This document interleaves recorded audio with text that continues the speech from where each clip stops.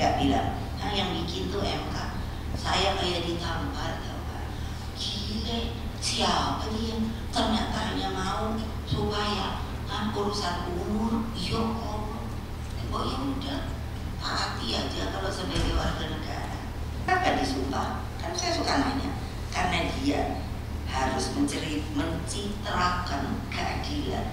Aduh, bilang gile ya, kok cantik banget, nggak tahunya dakdok. Kalau goda, nah gitu loh. Jadi kan gimana? Itulah keadilan yang merupakan keadilan harus menjadi mantra suci yang bersemayam dalam sanubarinya para hakim hingga lahirlah palu emas. Itulah saya mau balut sama emas. Untung juga nggak bikin dah. Ntar kapan-kapan palunya dijual juga. Gila dah. Iya. Ya ini kan didengerin berapa kota? Nah, dengerin dah. Jadi juga tolong ingat, hakim itu juga manusia tahu, presiden itu juga manusia tahu. Nah, semuanya dicatat. Kalau Islam di sini ada 2 malaikat. Betul apa enggak? Kalau nggak percaya tanya. Di sini yang kanan katanya yang nyatat baik-baik, yang kiri yang nyatat yang jelek-jelek. Namanya Rokib, Akib, Bapak Akib. Dia tahu? Hah? Ya iya loh. Jangan lupa bilang tuh sama hakim-hakim. Gila dah. Kalau kita minta keadilan tuh kepada siapa? Coba Bapak lihat, maaf ya, nengokin ke situ terus supaya situ nggak bungkam. Itu sampai teman-teman ini Mega bilang, yang bikin tuh MK. Saya kayak ditampar, tau gak? Gile, siapa dia? Ternyata hanya mau supaya urusan umur, ya Allah. Oh ya udah, taati aja kalau sebagai warga negara. Nah, emas ini tidak boleh ditransaksikan dengan cara apapun. Nah, sebab di dalamnya tercermin keadilan Tuhan melalui para hakim. Inilah seluruh imajinasi yang saya bayangkan ketika menjadi presiden kelima itu dan mempunyai mandat untuk membuat Mahkamah Konstitusi. Tadinya kan saya kepikir enak banget ya jadi hakim. Itu ketoknya itu sepertinya dari dia keadilan itu. Tadinya saya nggak mau, tapi kan amanat sebagai presiden ya nggak bikin lah. MK tidak hanya menjadi benteng konstitusi dan demokrasi. Roh kelahiran MK menempatkan para hakim MK sebagai simbol keadilan itu sendiri. Dan inilah makna sikap yang sudah tidak ada kenegarawan hakim MK. Kehadiran MK sangatlah penting guna menyempurnakan sistem politik Indonesia.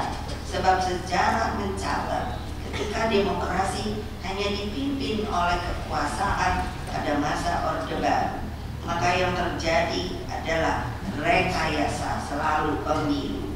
Karena itulah MK menjadi penjaga terakhir demokrasi melalui kewenangannya menyelesaikan sengketa pemilu. Nah ini kayak gini aja. Aku udah diulang titik juga hidup. Ya, orang udah diumumkan. Jadi itu apa ada KPU? Udah diumumkan nanti ada yang ngomong. Nah, nggak sah. Aduh, kan deh. Kekuasaan otoriter Orde Baru telah melahirkan krisis multidimensi tahun 1997. Itulah ketika saya jadi wapres gitu. Makanya saya ketiban, saya bilang itu sampah. Sendi-sendi bernegara rusak akibat tiadanya kemerdekaan rakyat untuk berserikat, berkumpul dan mengeluarkan pendapat. Krisis berhasil saya selesaikan melalui proses saya menjadi presiden sampai tahun 2004. Dalam kehidupan demokrasi saat itu, kita melangkah lebih maju dengan menempatkan kedaulatan rakyat dalam pemilu. Seperti tadi yang saya katakan, itu dinyatakannya sebagai pemilu yang paling demokratis, bukan orang sini orang luar. Hadirin sekalian, kalau enggak saya mesti selesai ngomongnya. Sistem demokrasi memerlukan topangan sistem hukum. Sistem hukum mencakup peraturan perundang-undangan. Pertanyaan saya, banyak perundangan itu yang sudah bagus, tapi kan pelaksananya tetap manusia, institusi, dan aparat penegak hukum, budaya hukum, dan tertib hukum. Beberapa pakar hukum dan tokoh masyarakat sipil nongol seperti Profesor saya baru ngomong ini tonton lihat nongol Profesor Todung Mulya Lubis, Profesor Sulistiowati, dan Dr. Vivi. Saya senang banget tuh Mbak Fitri ada itu terus tuh kayak saya.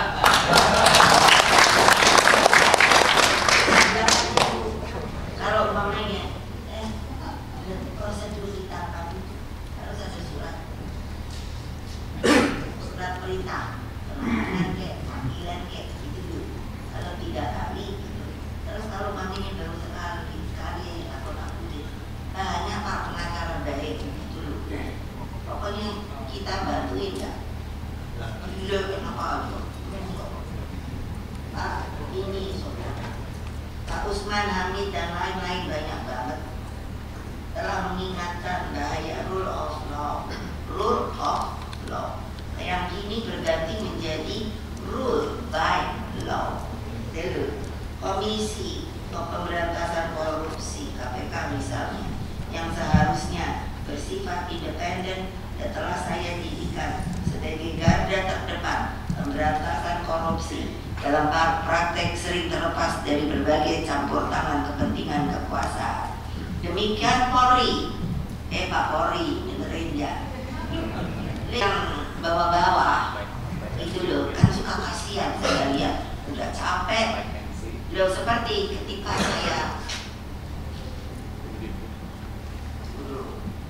konflik di Papua itu mau rakyat di sana itu kan mau nyerang itu apa namanya Freeport, jadi saya kan disuruh ke sana gitu. Terus yang kasihan apa? Masa itu kan ada Pak Teis ya, iya. Padahal dia itu ada 4 orang, jadi saya menyingkap lagi karena terus ingat supaya tahu ada 4 orang.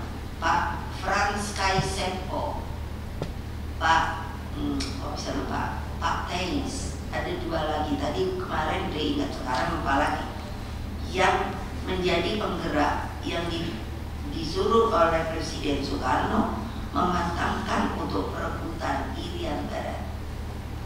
Lah, tapi yang anehnya gak ada loh jenderal itu yang ditangkap. Selalu kan kerocok yang ditangkap.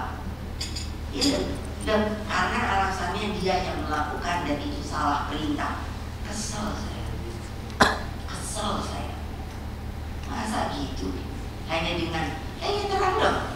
Dia menjalankan perintah. Kalau nggak jalanin perintah, diturunin pangkat. Makanya gue panggil, Polri, aku ini yang bikin kamu Polri ini aja. Saya suruh fraksi saya. Coba sih ingin tahu reaksinya. Nanti kalau kayak gini terus udah masukin ke Mendagri. Gelisah toh.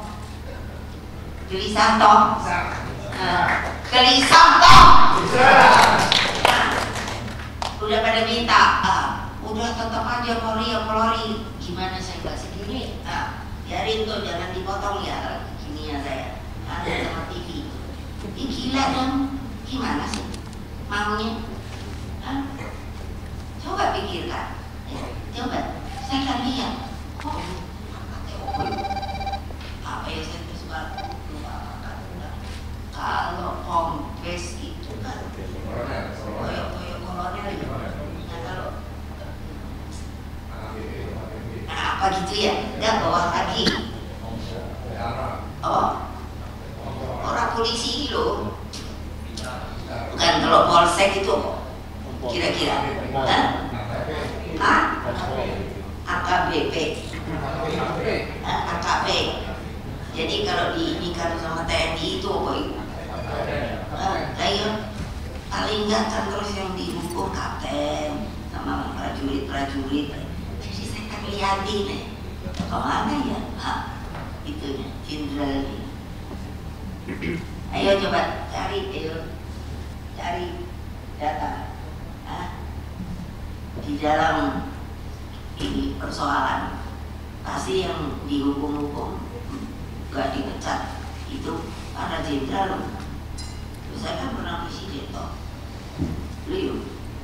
Jadi lah, kok kesalahan ditinggalkan kepada anak buah? Padahal anak buah kalau tidak menurut perintah udah pasti out, maksudnya diturunkan atau jangan. Selalu bilang dia itu, makanya saya kalau saya dapat penjaga, ada dia orangnya. Atau ada 2 orang gitu tak? Nanti kalau kaminya lengah, udah dibilang katanya salah. Terus hanya siap. Jadi kalau mereka saya suruh gitu, terus langsung siap gitu. Tar dulu, kamu siap bego atau siap ngerti? Benar, udah nanya mereka. Tapi aneh, kok senang ngikut saya? Gak ada kalau saya suruh kamu pergi ya, supaya naik pangkat sekolah. Gak ada yang mau. Apa sih? Ini. Saya marah, tapi saya pelihara mereka. Nih, udah tanya kalau nggak percaya. Sakit, aku yang bayar. Aku nyari, coba bisa ngomong saya nggak boarding. Anak buah saya tuh kalau saya bilang boarding, itu udah ngerti. Saya sendiri bingung, bukan bahasa Indonesia. Maksudnya meresap gitu. Coba dong tolongin gitu loh. Sebetulnya kayak karena ada ya pengadilan militer loh.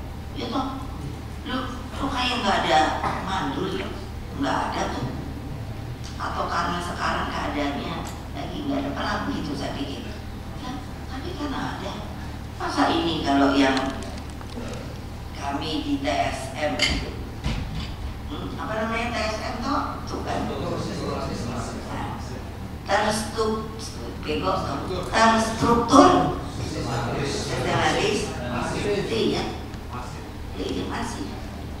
Tapi nggak ada yang berani ngomong. Nah, kalau saya kan nenteng aja. Emangnya dia nanti terus dibilang ibu tuh bohong, mau bukti gitu kan. Struktur PDI Perjuangan itu sampai punya ISO 3. Artinya apa? Berjalan dengan baik. Gitu. Nah, saya tadinya aja nggak ngerti ISO pokok. Saya pikir itu buat usaha. Iya, betul. Tanya asal tetap datang bawa surat. Ada dari ISO, Bu, ingin tahu manajemen partai. Saya sampai tanya sama Pak Lauli, boleh gak ya? Nggak tahu salah pula, karena pikiran saya hanya buat pengusaha. Lauli bingung pula. Lah, kok kamu aja hukum bingung lah, saya bagi. Tapi nggak ada kok Bu kayaknya larangan, jadi boleh. Bener lo ya, kan Pak Lauli dari PD, lo tanggung jawab lo ya. Bilang salah. Kenapa? Itulah. Jadi jangan kalau ibu tuh diem, dianggapnya nggak ngerti. Hanya saya cinta negeri, nggak buka. Hasil itu begitu. Kawan-kawan. Ini di sini karena sudah dibuka. Jaksaan, MKM, ternyata nasibnya tidak jauh berbeda. Bahkan Polri dari berbagai laporan yang ada sampai terlibat secara institusional dalam pemilu dan terbukti telah melakukan rekayasa hukum sebagaimana tercermin dalam kasus Sambo. Saya waktu kasus Sambo, saya kan beli saya tahu forensik, makanya kan aneh Pak Ibu Mega tahu segala forensik lah, gitu. Saya bilang ini pasti ada pemalsuan. Saya bertanya pada waktu itu ada orang Polri suruh saya nanya gini, betulkah katanya ada pelecehan? harusnya forensiknya ada. Mana? Ayo, ya tinggal situ aja yang ngomongin. Nah, polisinya harus bilang nggak ada loh. Jadi gimana dong?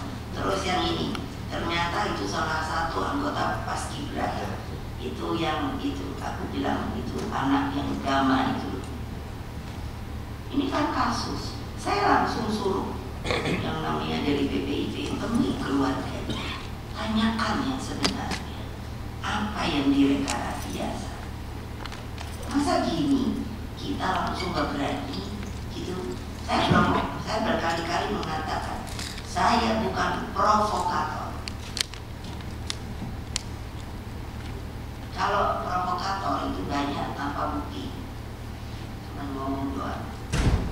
Inilah yang saya khawatirkan, bahwa tanpa sistem hukum yang berkeadilan, Indonesia akan selalu berada dalam jalan kegelapan.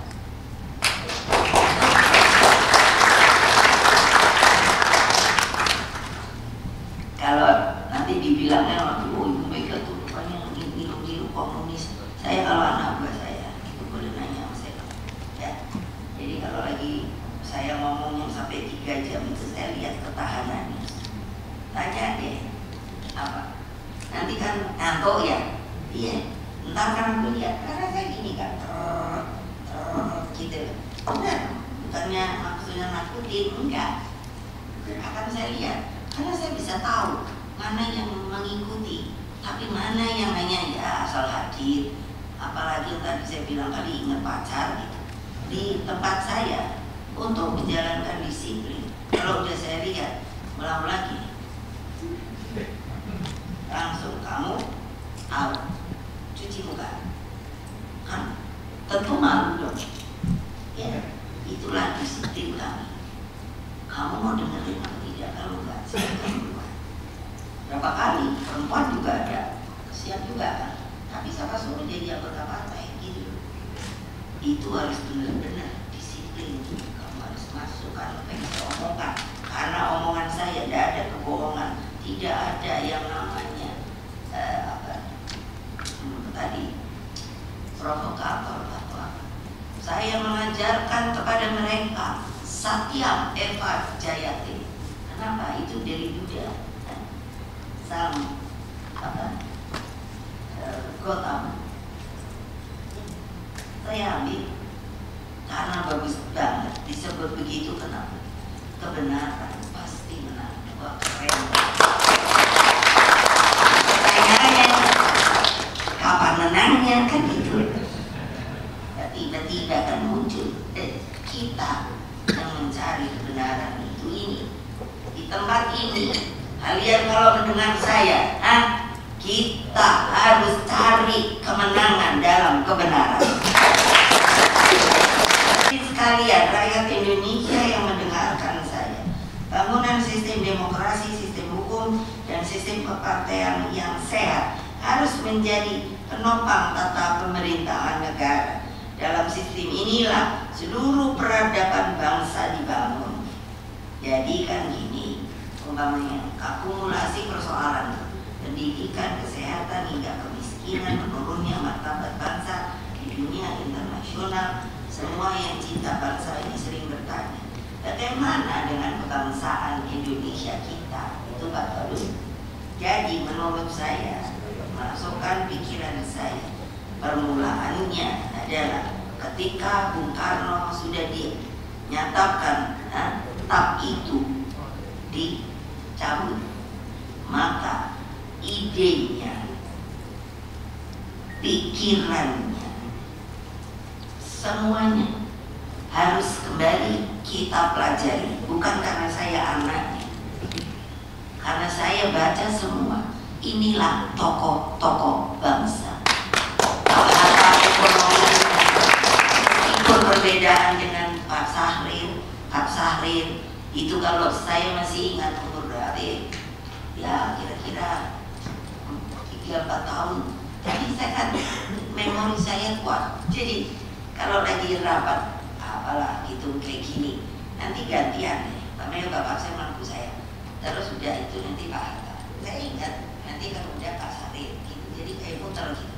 Cuman yang lucu makanya saya sering ingat mereka itu ternyata bahasa Indonesianya rusak.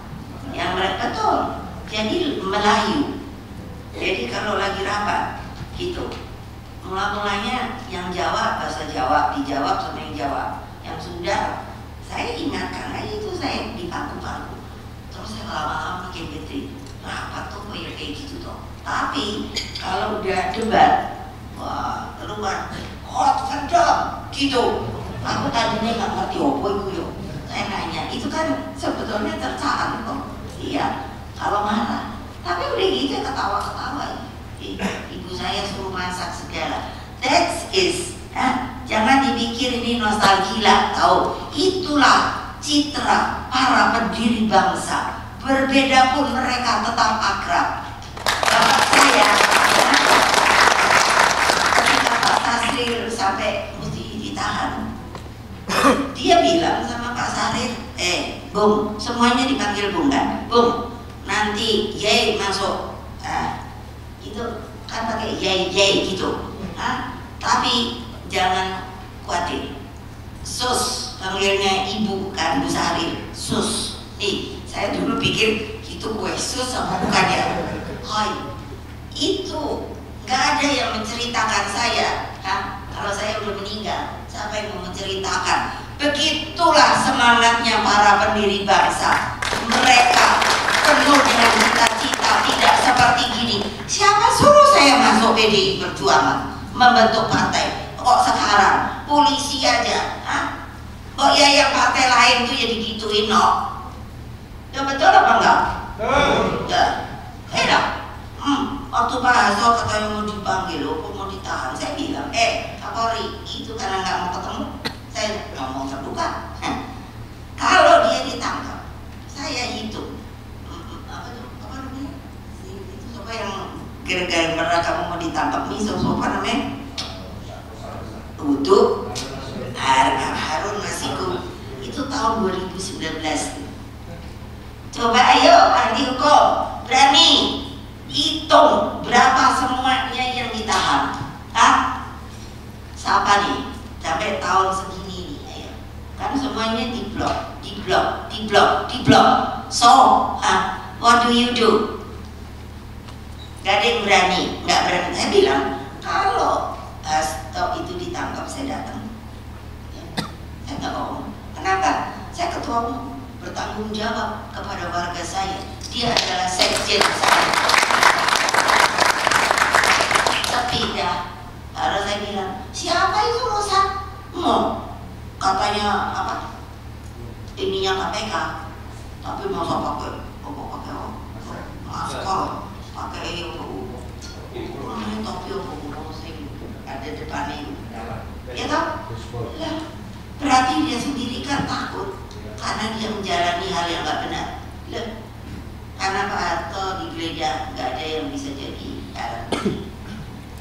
dan apa enggak terpaksa bisa harus ngomongkan karena ini adalah tempat pertemuan banyak ahli-ahli pintar-pintar. Masa takut? Nah kan terus diem. Terus saya bilang, loh si Rosa itu punya surat perintah enggak? Kan yang dianya turun itu kan ada ininya Pak Hasto, si Kusnadi itu, dia disuruh memang bawa tasnya Pak Hasto. Jadi mereka tuh pikir mungkin ada di dia, tapi kan harus ada prosesnya, no? Nggak kayak ngono, no?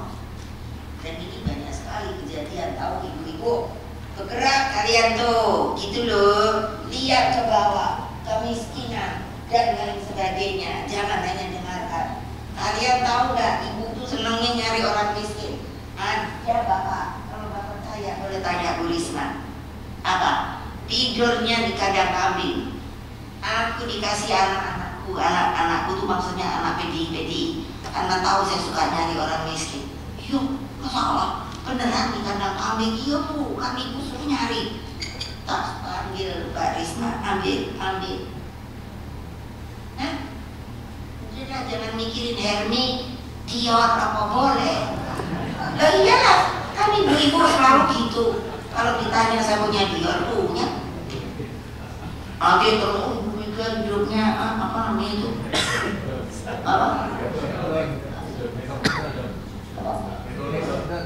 Ya deh, gitu-gitu lah mulai lah. Gitu. Loh, saya bukannya bilang kalian nggak boleh kaya, tapi setelah kaya, karena kita bergotong royong, tolonglah di sekitar rumah situ. Berapa banyak aku? Ini saya mikir, ini sampai jadinya saya kok jadi agen sosial ya? Kan ini pemerintah Republik Indonesia, polisi, dengar. Daripada lo menangkap orang yang nggak keruan-keruan, cari juga lo, karena ada sel kamu di mana saja. Dengerin ya, yang namanya Kapolri. Saya benar. Kolong jembatan ada orang tonton. Saya hanya lihat karena mata saya itu kan saya lihat apa di jalan saya suruh berhenti. Kamu punya duit nggak? Sama ajudan. Siap bukan? Itu ada orang, dia pakai kereta roda. Jadi coba tanya di mana dia tinggal, siapa dia. Aku pikir apa namanya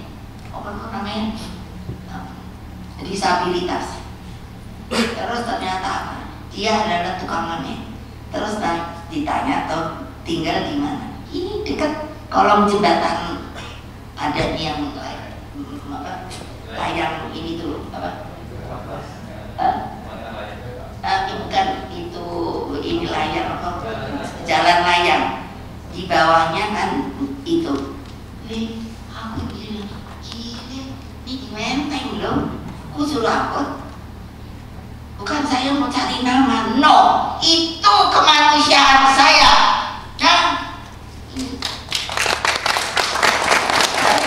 Keluar terus, menghilangkan kemiskinan apa? Lo gampang, pergi aja kolong-kolong jembatan, lihat yang namanya ini Jakarta. Saya udah bilang tuh sama si Pak Kerap, kamu sebelum dianya pergi kampanye, pergi ke Jakarta Utara, tanya sama orang di sana, masih adakah yang namanya Gang Senggol?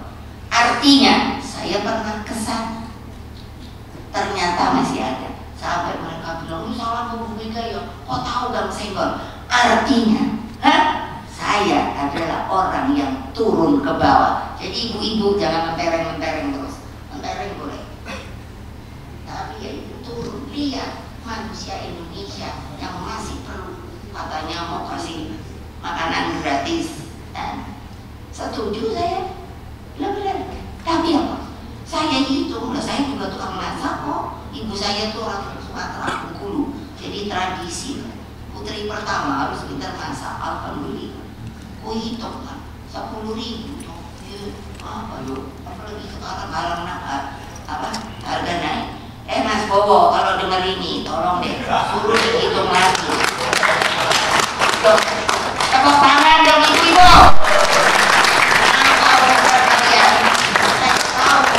Segala ini kemanusiaan tahu. Ya nanti kalau udah makin lalu ibu-ibu ini kan udah datang ke saya, ibu gimana dong cabenya ke orang ibu sekarang namanya bawang putihnya naik gitu loh. Jadi ya gitu, sorry ya mas, saya mesti kritik. Orang saya benar kok, saya suruh ibu-ibu hitung 10.000 dapat teok. Baru ibu-ibu bilang, lah yo apa itu ya? Saling tempe. Iya, aku bilang, mana saya bisa makan? Keren nggak? Presiden Republik Indonesia, 3 profesor juga masak boleh. Gila. Terus apa tuh? Nah, jalan menuju masa depan Indonesia telah diletakkan oleh para pendiri bangsa. Nah, konsepnya karena nggak pernah baca, namanya negara paripurna. Artinya Bung Karno itu, karena saya sampai mikir, ini Pak Harto ini sebetulnya kalpeo atau nanti kalau itu pasti yang keluar dari saya jelek terus, jadi cuma jelas. Jadi maksud saya, Bung Karno itu konsekuen. dengan mengatakan dari para pendiri negara paripurna. Paripurna itu kan artinya selesai. Padahal beliau sendiri bilang sama saya, kamu ingat ya, merdeka itu topo. Saya nggak tahu, mungkin saya emang akan jadi gini. Ya apa saya mana tahu. Itu hanya jembatan emas. Terus saya kan bilang, lah buat apa susah-susah merdeka Pak kalau nggak ada rumahnya? Lihat logika, hanya jembatan emas. Tapi aku terkoreksi. Oh Bapak benar ya, kita yang suruh kerja ya. Yes, untuk bikin namanya negara paripurna itu. Loh, kalau Majapahit aja, kalau lihat dari ekskavasinya keluar kan yang namanya ini dari emas-emas cincin laut. Saya bisa bayangkan tuh, jangan dulu aja bisa gitu, apalagi dengan kita hidup yang benar, rakyatnya makannya benar, kemiskinan praktis sudah tidak ada, terus bisa sekolah kemana aja gitu. Apa maksud saya? Itu pertanyaan saya. Itu paripurna. Makanya ideologi Panca itu sangat visioner. Demikian halnya konstitusinya, perumusan kalimat dalam pembukaan dan seluruh pasal-pasalnya sangat jelas. Desain masa depan Indonesia telah dinyatakan dulu. Ada orang supaya lihat fisik, namanya gedung pola, sebagai cerminan konsepsi pola pembangunan semesta dan berencana. Bayangkan, Bung Karno itu memang visioner. Makanya saya pikir, mengapa dia menjatuhkan Pak Harto, Bung Karno? Sampai dibuat begitu. Siapa di belakang dia? Saya nggak mau ngomong, saya tahu. Terus apa? Itu pola pembangunan semesta berencana itu, makanya sudah digambarkan di gedung pola yang sekarang masih enggak itu. Nah itu kan. Jadi apa juga? Yang membuat zaman Bung Karno 600 doktor. Kami sudah sudah. Kalau jelek, kalau bagus dia semua menyatakan itu apa bagus semua. Kenapa nggak dijalankan? I don't know. Sampai sekarang yang saya bilang pucuk-pucuk. Lo apa tiap presiden dulu nggak berkehendak untuk menghilangkan kemiskinan? Iya. Tetapi orang di kandang kambing aja nggak kelihatan.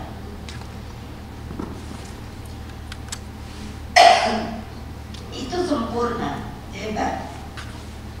Gambaran Indonesia Raya mampu dengan baik, maka seperti tadi saya katakan oleh Wage Rudolf Supratman dari syair Indonesia Raya. Coba deh, kalau saya selalu menangis, peradaban Indonesia itu tercermin. Bangunlah jiwanya, bukan bangunlah badannya.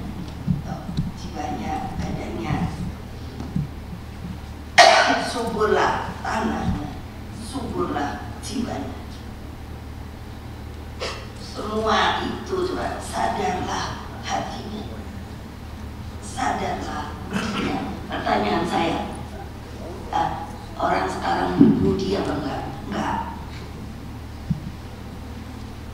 Loh ya dong. Makanya saya bilang, Polri, kamu tuh saya bikin loh. Gimana saya nggak pesan? Nah, ya kalau yang bawaan terus kan pasti, Bu saya kan terturut perintah. Kalau enggak kan kalau masih harus digeser. Kalau enggak diturunin pangkat lah.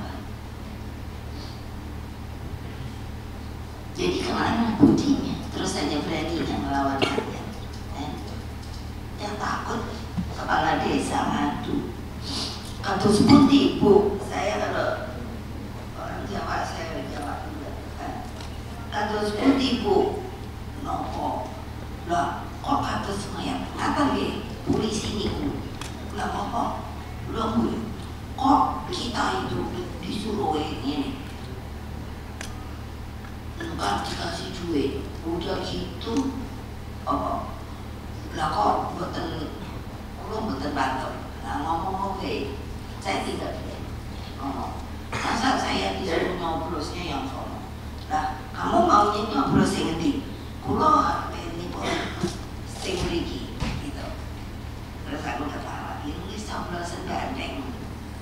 Boleh Bu, boleh hak kamu. Pemilu langsung itu apa sih? Memberikan hak kepada rakyat penuh untuk boleh memilih siapa yang ingin dia pilih. Gitu. Nah ini kan udah gak jelas. Orang disuruh ini siapa ya, ada surveyor. Aku tuh sampai mikir pintar banget karena di psikologi saya belajar statistik. Statistik itu juga untuk survei, jadi saya tahu gitu. Siapa tuh ya udah bulan Maret membuat ramalan, entah ramalan atau pokoknya yang akan menang Pak Prabowo 1 putaran. Aku tuh sampai geruk-geruk kepala. Kok dia bisa menunggu? Saya yang punya tentara, saya ketua umum partai sah. Kok bisa ya? Oh aku udah bilang Pak, ini direncanakan. Gitu deh. Kok susah amat. Ay gawat ya, gawat toh. Saya baca ini aja, saya bilang gawat. Jadi dibayai diomongin setelah reformasi. Karena dianggap kalau presiden terlibat lama gitu kan. Nah udah oke, kita putuskan hanya boleh 2 kali 5 tahun kalau kepilih lagi. Nah ini kok digituin gitu. Nah ini makanya nggak tahu nih di buku tebal ini ada nggak kayak gini-gini ya. Etika moral dan peradaban yang baik adalah modalitas kemajuan peradaban bangsa. Jangan sepelekan hal tersebut. Sejarah mencatat bagaimana ketika etika dan moral kebenaran itu hilang, diabaikan, dan hukum jauh dari keadilan, maka yang ada adalah nanti tirani kekuasaan. Nah, kalau cuma kuasa gitu doang, ya kalau udah main senjata. Watak tirani ini kini berubah bentuk menjadi otoritarianisme baru. Meskipun dibungkus dalam wajahnya yang nampak santun dan populis sekalipun. Apa yang terjadi saat ini adalah titik terendah praktek etika, moral, dan hati sanubari kehidupan berbangsa dan bernegara. Hukum menjadi alat kekuasaan.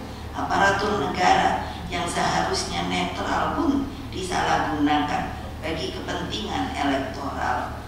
Profesor Ikral Nusabakti mengatakan bahwa diperlukan, saya sampai hitungannya kayak opul. Itu kan berarti 25 tahun toh. Betul nggak? Udah gitu kan ganti-ganti toh presiden. Nah kalau presidennya api, nah kalau presidennya orang api, pusing saya. 5 kali pemilu untuk memperbaiki kerusakan demokrasi yang terjadi saat ini. Tapi saya juga cocok. Nah karena apa? Nah, saya kan tadi bilang saya yang menyelesaikan BLPI sampai mendapat award dari luar negeri. Karena Indonesia katanya itu bisa lepas sebagai negara pertama dalam krisis. Itu benar. Nah, gitu. Nah, ini utang aja dari mana sih yang pintar itu apa tulis utang? Utang kita berapa sih? Kasihan deh Mbak Ani.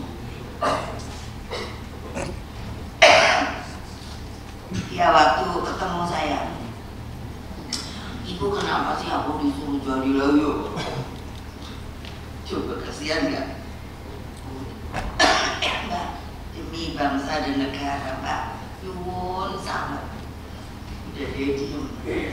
Terus dia, aku dibilang gitu, aku pergi ke kuburan orang tua. Aku nangis geruk-geruk. Nah ngapa? Nanti kalau Mbak Ani, ngapain aku diomongin kayak gitu-gitu? Dan beliau dijadikan ex officio di BRIN. Nggak terus kan, ya bener no. Ya itu kan, nah tapi coba dia pikir, ayo, siapa orang yang ngerti sekarang keadaan keuangan? Udah sebut nama ke saya nyari aja sampai pusing. Panggil Pak. Pak, ini saya Menteri Keuangan saya, Pak Mudiono. Saya diskusi Pak Jaton, dan akan dianggap kita itu zakon kabinet. Wah, keren. Aku bilang, Mas, tolong ini siapa yang kira-kira bisa diusulkan sebagai Menteri Keuangan. Waduh, aku udah mikir, Mbak. Pusing nggak? Lah kok pusing, Mbak? Aku ya tambah pusing loh. Kalau beliau kan ngomong jawab. Artinya apa? Kalau nggak kejadian nih, bayar utang. Ntar tanya aja sendiri. Tapi saya terus terang begini, kawan.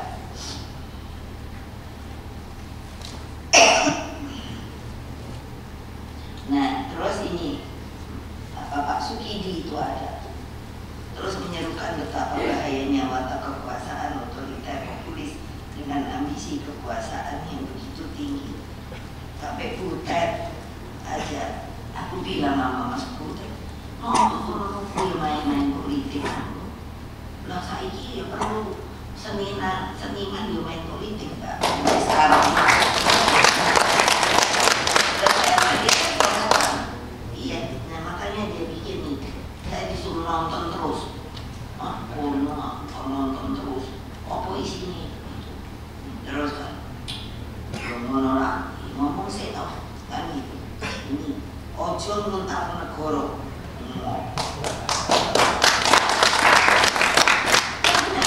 Sampai civil society tadinya kan bungkem, pikir kita negara apa aku sing duit diri ya. Iya, ngomong aja. Akhirnya mulai daripada ngikut bersuara. Alhamdulillah, terima kasih.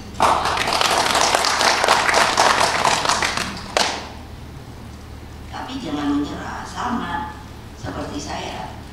Yuk, ketika itu toh ada deh sekarang dikeluarin saya sendiri ya. Saya waktu itu udah tuli itu. Bukan udah anak-anak itu kan cinta.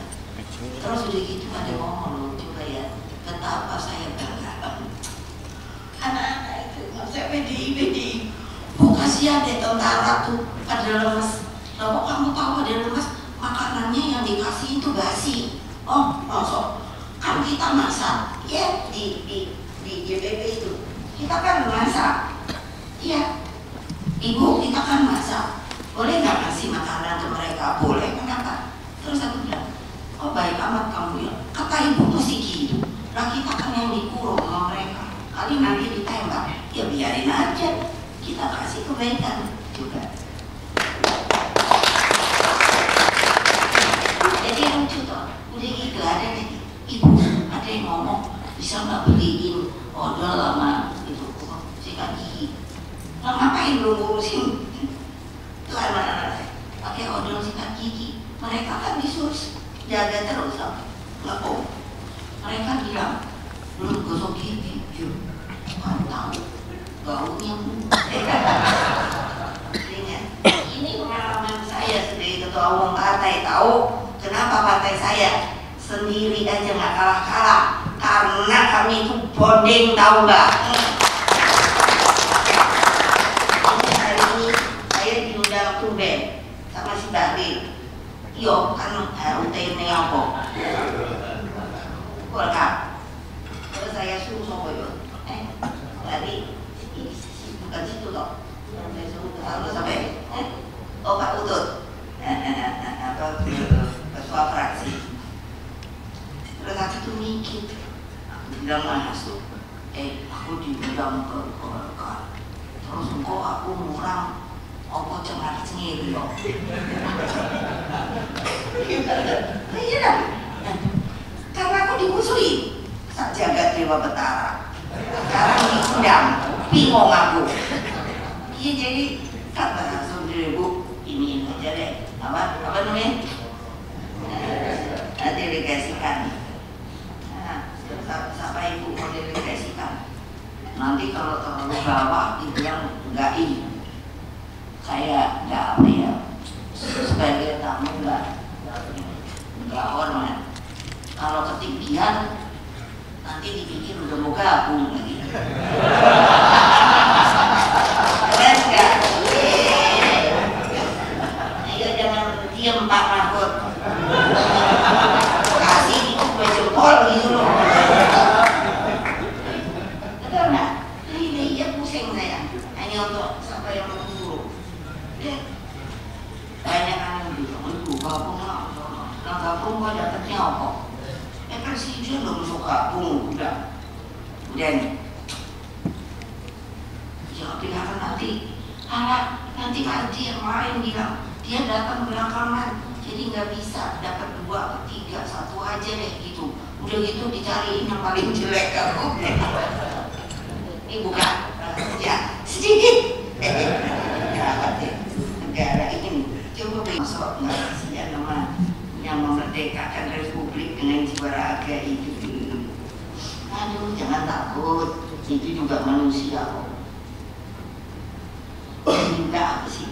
Nggak ada deh yang bakal abadi. Aduh, iya. Nah, saya aja juga pensiun jadi presiden. Sekarang masih keren. Ini katanya udah diminta oleh seluruh ini anggota partai.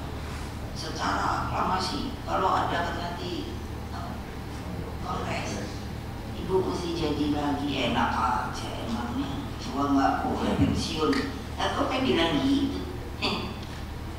Ini biar kedengeran. Kenapa? Karena aku juga udah ada nih berita nanti di kongres, karena sekarang kurang bisa berhasil, katanya di kongres juga mau diawut-awut. Saya sengaja nih supaya pada kedengeran ya. Coba kamu mau awut-awut partai saya. Itu ya yang keren apa sih ya? Tepuk tangannya. Berarti kalian sama saya. Setengah hati. Atau ada juga barangkali di sini yang 2 kaki.